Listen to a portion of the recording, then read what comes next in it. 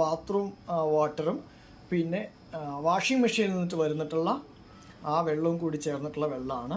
Toilet water ഇല്ല കേട്ടോ. അപ്പോൾ ഈ രണ്ട് വെള്ളവും കൂടിയിട്ട് ഒരു കളക്ഷൻ ടാങ്കിലേക്ക് വന്നിട്ടുള്ളതിൻ്റെ സാമ്പിളാണ് എടുത്തിട്ട് വന്നിട്ടുള്ളത്. അപ്പോൾ ഫസ്റ്റ് സ്റ്റേജ് ഫിൽട്രേഷൻ കഴിയുമ്പോൾ നമുക്ക് കിട്ടുന്നത് ഈ ലെവലിലാണ് അതിൻ്റെ ക്ലാരിറ്റി വരിക കേട്ടോ. ഇനി ഒന്ന് ശ്രദ്ധിച്ചോളൂ. ഞാൻ ഇത് നോക്കൂ, അതിൻ്റെ സെറ്റിൽമെൻ്റ് ഒക്കെ താഴെ ആയിട്ടുണ്ട്. അപ്പോൾ ഫസ്റ്റ് സ്റ്റേജ് ഇത്തരത്തിൽ ഒരു ക്ലാരിറ്റിയിലേക്ക് വരും. ഇനി അടുത്ത സ്റ്റേജാണ് നിങ്ങൾ നോക്കേണ്ടത്. എത്രത്തോളം നമുക്കിത് പ്യൂരിഫൈ ചെയ്തെടുക്കാൻ പറ്റും എന്നുള്ളത് കാണിക്കാൻ വേണ്ടിയിട്ടാണ്. ഇതൊരു ഫിൽട്രേഷൻ കഴിഞ്ഞ് ഫൈനൽ സ്റ്റേജിലേക്ക് വരുമ്പോൾ നമുക്ക് ഈ ഒരു ക്ലാരിറ്റിയിലേക്ക് വെള്ളം കൊണ്ടുവരാൻ പറ്റും. ഓക്കെ, ചായക്കപ്പിൽ തന്നെയാണ് ആക്കി വെച്ചിരിക്കുന്നത് അല്ലേ.